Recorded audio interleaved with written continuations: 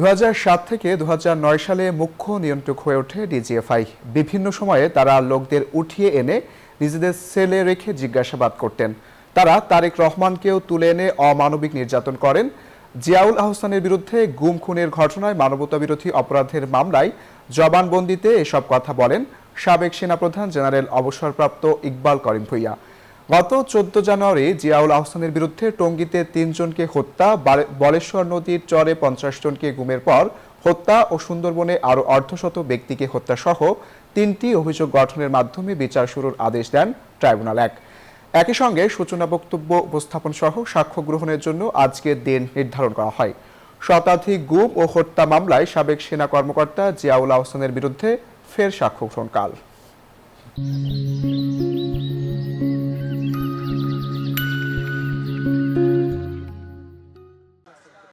তিনি তার সাক্ষ্যের মধ্য দিয়ে কিন্তু এটা বলার চেষ্টা করেছেন যে কিভাবে ডিজিএফআইকে দিয়ে তারিক সিদ্দিকীরা একটা ডিফ্যাক্টো কমান্ড স্ট্রাকচার তৈরি করেছিলেন এবং তারা অপরাধমূলক কাজ করতেন, রাজনীতি নিয়ন্ত্রণ করতেন, দুর্নীতির মধ্যে নিজেদেরকে লিপ্ত করতেন।